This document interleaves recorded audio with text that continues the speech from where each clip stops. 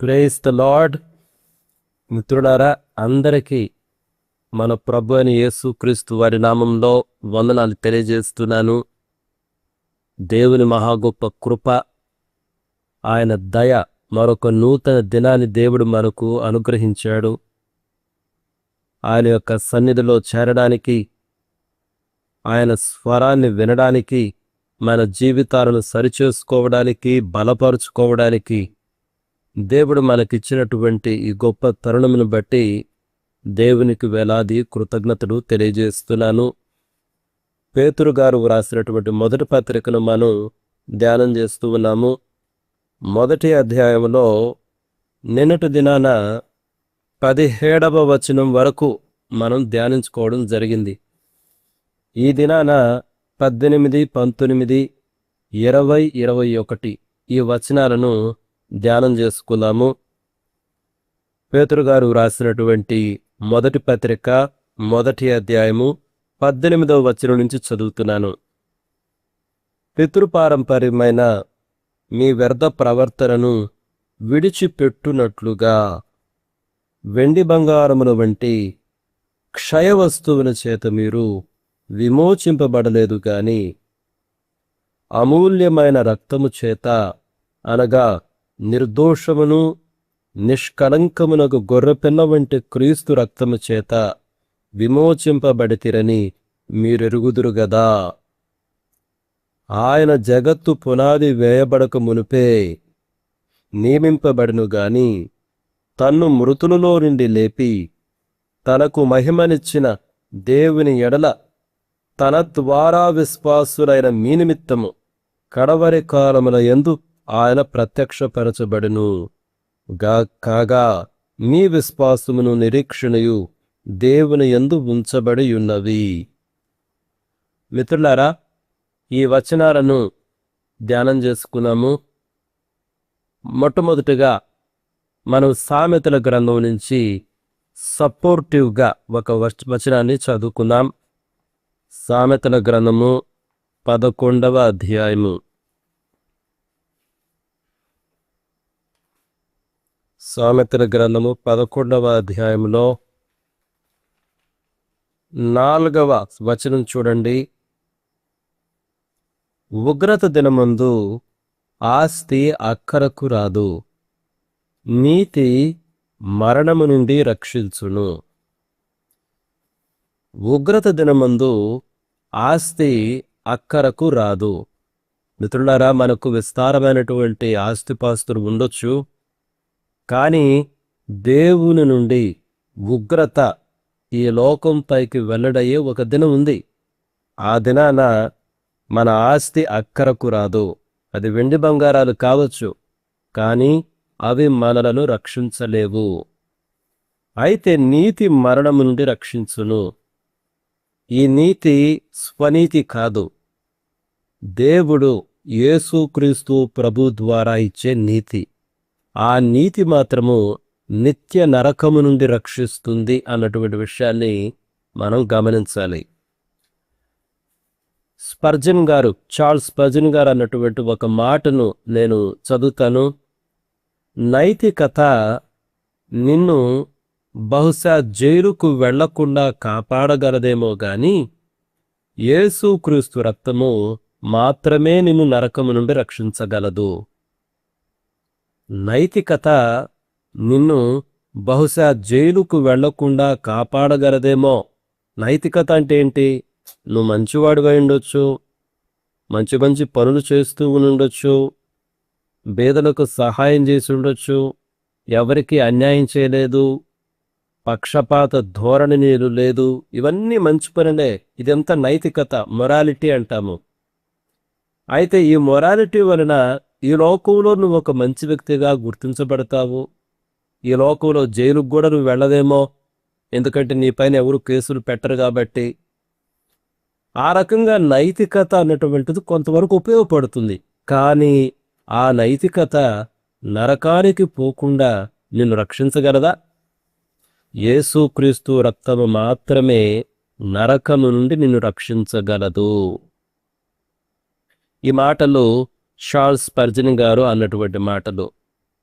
మిత్రులారా, మనం చదివినటువంటి ఈ వచనాలలో కొన్ని ప్రాముఖ్యమైనటువంటి అంశాలు ఉన్నాయి.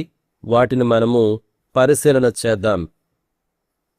ఈ 18వ వచనం చూస్తే ఒక మాట ఉంది చూడండి. వెండి బంగారమును వంటి క్షయ వస్తువుల చేత మీరు విమోచింపబడలేదు. పేతురు గారు ఎందుకు వెండి బంగారాలు అన్నటువంటి పదాన్ని ఉపయోగిస్తున్నారు? మనము చారిత్రక నేపథ్యాన్ని అర్థం చేసుకోవాలి. ఆనాటి సమాజంలో బానిసత్వము అనేది ఉండేది. ఈ బానిసలు వాళ్ళు విముక్తి పొందాలి అంటే వాళ్ళు కొంత ధనాన్ని చెల్లించాలి ఆ యజమానునికి.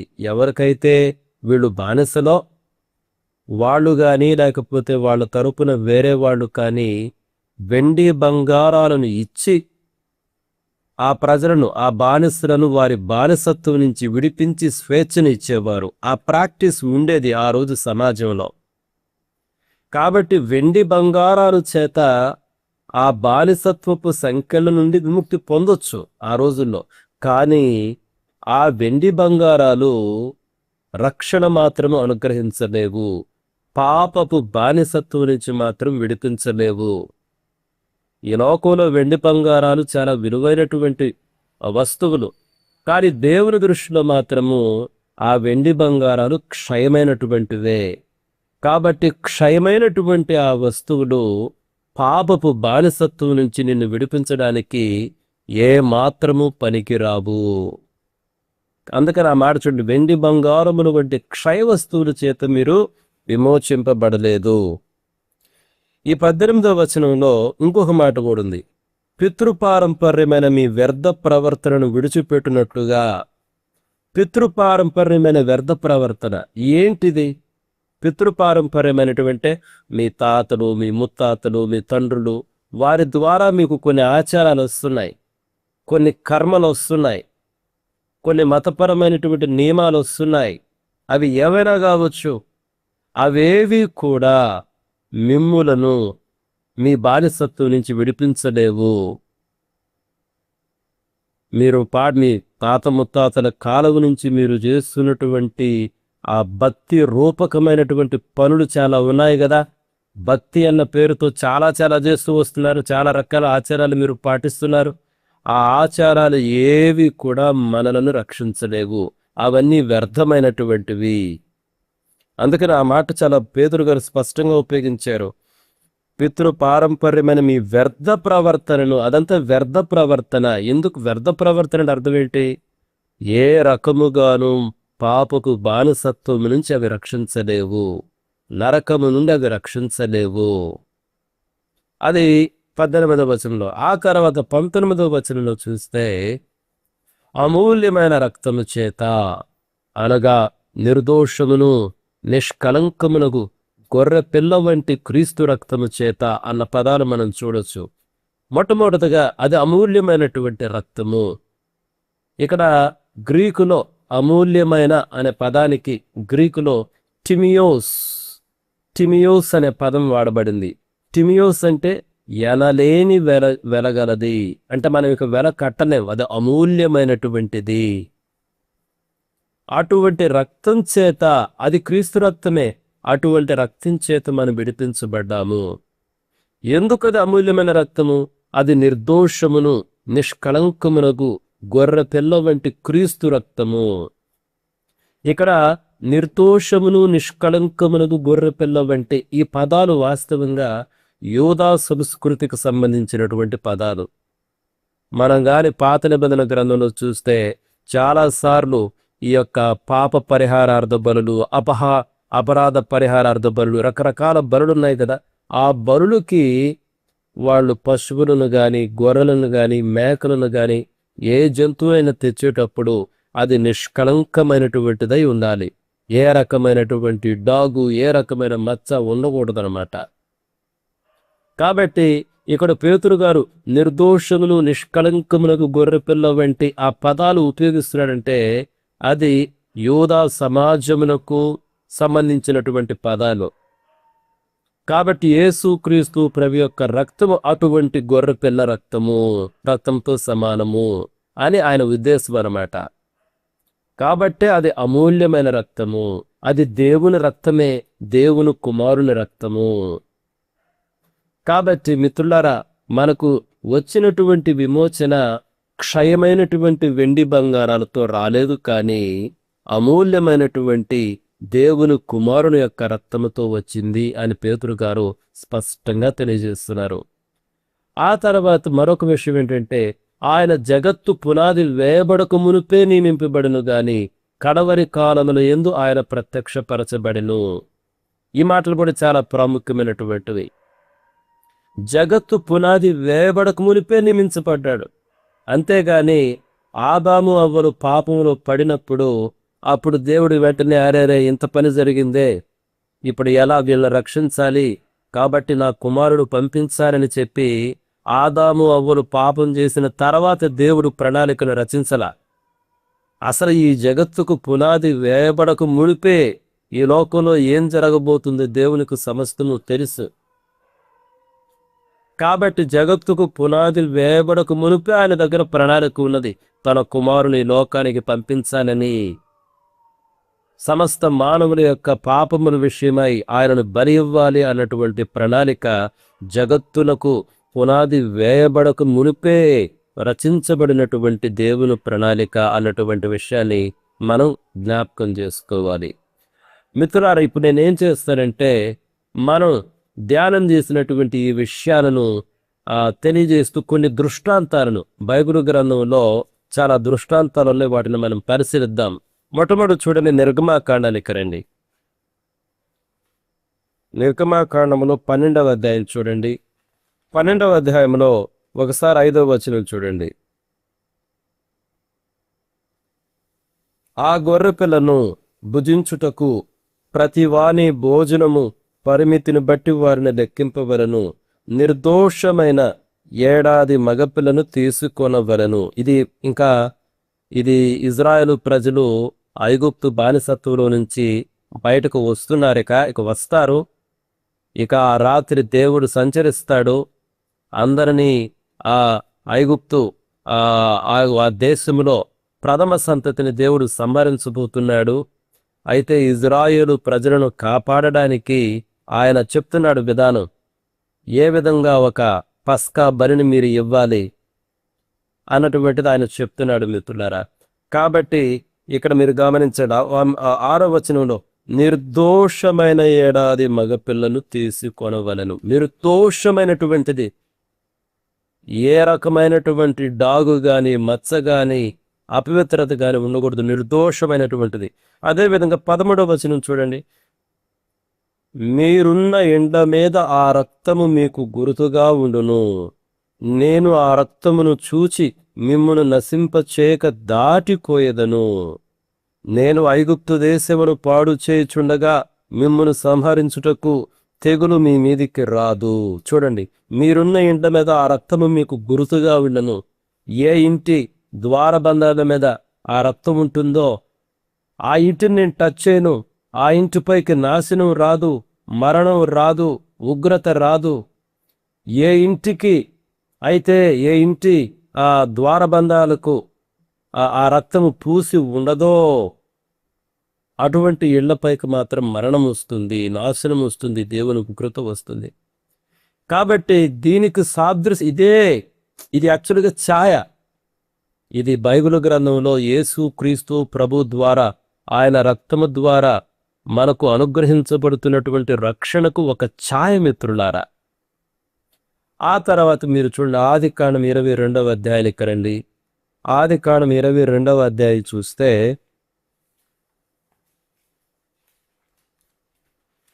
ఆదికాండం 22వ అధ్యాయంలో నేను 8వ వచనం చదువుతాను. మొదట, అబ్రహాము, నా కుమారుడా, దేవుడే దహనబలికి గొర్రెపిల్లను చూచుకొనును అని చెప్పాను. దేవుడు అబ్రహాముని అడిగాడు, లేక పుట్టినటువంటి నీ కుమారుని నాకు బలి ఇవ్వు అని. అబ్రహాము మారుమాట మాట్లాడలేదు. కొడుకును తీసుకుని పోతున్నాడు, ఇస్సాకుని తీసుకొని పోతుంటే ఇస్సాకు అడిగాడు. ఏమని అడిగాడు? మీరు చూస్తే మీరు 7వ వచనంలో చదవచ్చు. దహన బలికి నిప్పును కట్టెలను ఉన్నవి గాని దహన బలికి గొర్రెపిల్ల ఏది అని అడుగగా అప్పుడు అబ్రహాం ఇచ్చిన సమాధానం ఏంటి? దేవుడే చూచుకొనును అని చెప్పాడు. గొర్రెపిల్లను దేవుడే చూచుకొను అని చెప్పాడు. అదేవిధంగా మీరు 13వ వచనానికి చూడండి. 13వ వచనం చూస్తే అప్పుడు అబ్రహాము కనులెత్తి చూడగా పొదలో కొమ్ములు తగులుకొని ఉన్న ఒక పొట్టేలు వెనుక తట్టున కనబడెను. అబ్రహాము వెళ్ళి ఆ పొట్టేలును పట్టుకుని తన కుమారునికి మారుగా పెట్టి దహనబలిగా అర్పించెను. ఇప్పుడు అబ్రహాము కుమారుడని ఇస్సాకు చనిపోలేదు. ఇస్సాకు స్థానంలో దేవుడు ఒక పొట్టేలునిచ్చాడు. అదే అబ్రహాము చెప్పింది, దేవుడే చూచుకుంటాడు, నువ్వు రా. కాబట్టి దేవుడు ఇచ్చినటువంటి ఆ పొట్టేలు యేసు క్రీస్తు ప్రభువారు, సిలువలో చనిపోతున్నటువంటి యేసు క్రీస్తు ప్రభువారికి ఒక ఛాయ. అంటే దేవుడే, మన పిల్లలు చచ్చిపోని అవసరం లేదు, అబ్రహాము కొడుకు చనిపోని అవసరం లేదు. మన పిల్లలు, మన భారతదేశంలో కూడా చాలా సంస్కృతి, భారతదేశం ప్రపంచంలో చాలా దేశాల్లో ఉంది నరబలి అన్నటువంటి సంస్కృతి. శాపం తొలగిపోవడానికి, పాపం తొలగిపోవడానికి నరబలి ఇచ్చే సంస్కృతి ఉంది. అయితే ఇక్కడ ఏం చెప్తున్నాడు దేవుడు వాస్తవంగా అబ్రహాం తోటి? మీ పిల్లలు చనిపోనవసరం లేదు, మీ పిల్లల స్థానంలో నా కుమారుడు చనిపోతాడు అని నేనే ఇస్తా గొర్రెపిల్లను. ఆ గొర్రెపిల్ల ఎవరో కాదు, నా కుమారుడే అని యేసుక్రీస్తు ప్రభువారిని ఒక ఛాయగా ఆయనకి, అంటే రానున్న దినాలలో ఆయన శిలువ కార్యములకు ప్రవచనాత్మకమైనటువంటి సాదృశ్యమే ఇది మిత్రులారా. ఆ తర్వాత చూడండి, ముందుగానే దేవుడు తన ప్రవక్తల ద్వారా పలుకుతూ వచ్చాడు. యెషయా గ్రంథానికి రండి. యెషయా గ్రంథములో 53వ అధ్యాయానికి రండి. యెషయా గ్రంథము 53వ అధ్యాయము 7వ వచనం చూడండి. అతడు దౌర్జన్యము నొందెను, బాధింపబడినను అతడు నోరు తెరవలేదు. వదకు తేబడు గొర్రెపిల్లయు బొచ్చు కత్తిరించు వాని ఎదుట గొర్రెయు మౌనముగా నుండినట్లు అతడు నోరు తెరవలేదు. యేసుక్రీస్తు ప్రభువారు గురించినటువంటి ప్రవచనాలిది. దేవుడు తన కుమారుని ఇవ్వబోతున్నాడు. ఆయన ఏ రకంగా ఈ భూమిపైన బ్రతకబోతున్నాడు, ఏ రకంగా చనిపోబోతున్నాడు, ఆయన శ్రమలు. అందుకే యెదాంలో సఫరింగ్ సర్వెంట్ను గురించినటువంటి ప్రవచనాలు అన్నమాట ఇవన్నీ కూడా. ఎవరు ఆ సఫరింగ్ సర్వెంట్? శ్రమ పడుచున్నటువంటి ఆ సేవకుడు ఎవరు? యేసుక్రీస్తు ప్రభువారి మిత్రులారా. కాబట్టి అదే జగత్తు పునాది వేయబడక మునిపే ఈ ప్రణాళికను దేవుడు రచించాడు, అంతేగాని అప్పటికప్పుడు అనుకుని చేసింది కాదు.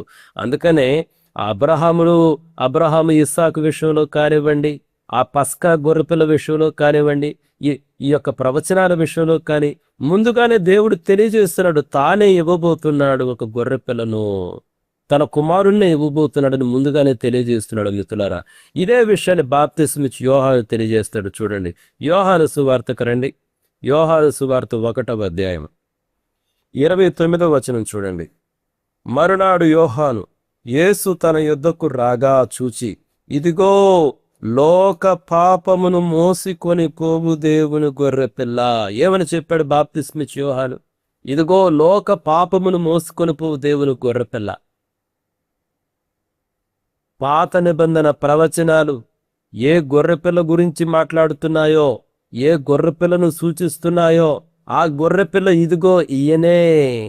ఎంత స్పష్టంగా బాప్తిస్మిచ్చి యోహాను చెప్తున్నాడో చూడండి మిత్రులారా. ఆ తర్వాత ప్రకటన గ్రంథానికి రండి. ప్రకటన గ్రంథము 7వ అధ్యాయానికి రండి. ప్రకటన గ్రంథములో 7వ అధ్యాయములో 14వ వచనం. అందుకు నేను, మీరు 13వ వచనం కూడా చదువుదాం. పెద్దలలో ఒకడు తెల్లని వస్త్రములు ధరించుకొని ఉన్న వీరెవరు, ఎక్కడ నుండి వచ్చిరని నన్ను అడిగను. అందుకు నేను, అయ్యా నీకే తెలియననగా అతడు ఇలాగు నాతో చెప్పెను, వీరు మహాశ్రమల నుండి వచ్చిన వారు.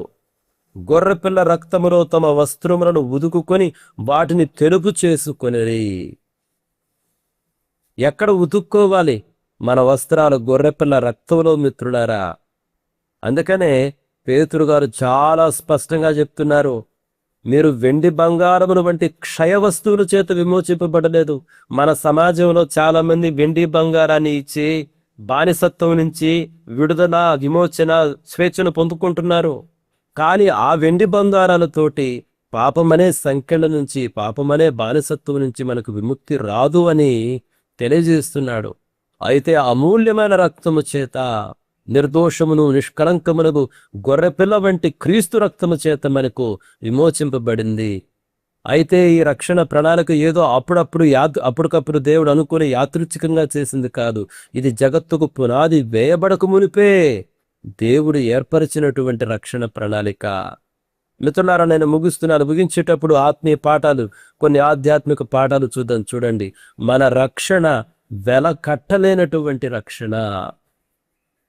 ఎనలేని వెల, మనం వెల కట్టలేము. అయితే అది ఉచితంగానే లభించింది. అది ఉచితంగా లభించిందే గాని అది చవకైనటువంటిది కాదు మిత్రులారా. ఆ రక్షణ మనకివ్వడానికి దేవుడు తన ఏకైక కుమారుని ప్రాణాన్ని క్రయధనంగా చెల్లించాడు.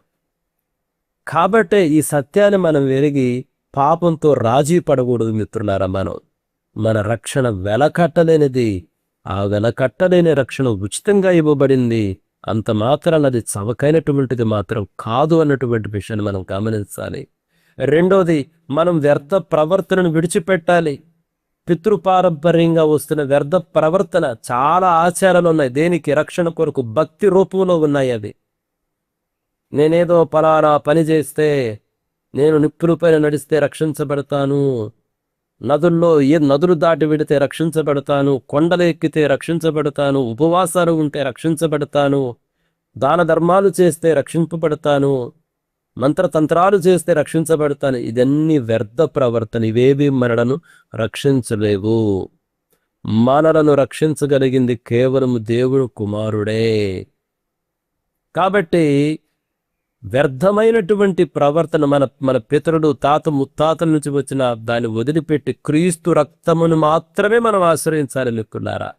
ఇది రెండో విషయం. మూడో విషయము, ఈ రక్షణ దేవుని యొక్క అనాది సంకల్పం. మన రక్షణ అనేది ఏదో దేవుడు అప్పటికప్పుడు యాదృచ్ఛికంగా చేసింది కాదు. దేవుని నిత్య ప్రణాళికలో ఒక భాగం. అదే మన శక్తి, మన బలం. అది ఇప్పుడు ధనరాజు సంతోషించాలి. ఎందుకు సంతోషించాలంటే, నన్ను రక్షించుట అన్నటువంటిది దేవుని నిత్య ప్రణాళికలో భాగం. కాబట్టి దేవుడు నన్ను కాపాడుతాడు. దేవుని యందు నేను ఆనుకొనగలను. కాబట్టి ఇది దేవుని యొక్క అనాది సంకల్పం అన్నటువంటి విషయం మనం జ్ఞాపకం ఉంచుకోవాలి. ఆఖరి పాఠం వచ్చేసి, దేవుని పైనే మన నిరీక్షణ ఉండాలి. అదే విషయాన్ని పేతురు గారు చెప్పారు. చూడండి, పేతురు గారు ఆ లాస్ట్ 21-22 వచనంలో చూడండి. 21లో, మీ విశ్వాసము నిరీక్షణ యందు దేవుని యందు ఉంచబడి ఉన్నది. అయితే మీరు చూడండి, అక్కడ మృతులలో నుండి లేపి తనకు మహిమనిచ్చిన దేవుని ఎడల తన ద్వారా విశ్వాసులైన నిమిత్తము కడవరి కాలమందు ఆయన ప్రత్యక్షపరచబడిను కాగా మీ విశ్వాసమును నిరీక్షణయు దేవుని యందు ఉంచబడి ఉన్నాయి. మన విశ్వాసం ఎక్కడ? మన నిరీక్షణ ఎక్కడ? చాలాసార్లు నేను ఉదయకాలాన్ని లేచి ప్రతిరోజు ఉదయాన్నే వాక్యం చెప్తున్నాను, దానిపైన నా విశ్వాసం ఉన్నదా? నేను అనేక గ్రామాలకు వెళ్ళి సువార్త చెప్తున్నాను, దానిపైన నా విశ్వాసం ఉన్నదా? అలా ఉంటే మనల్ని మనం మోసం చేసుకోవడమే. మన విశ్వాసము దేవుని పైన ఉంచాలి.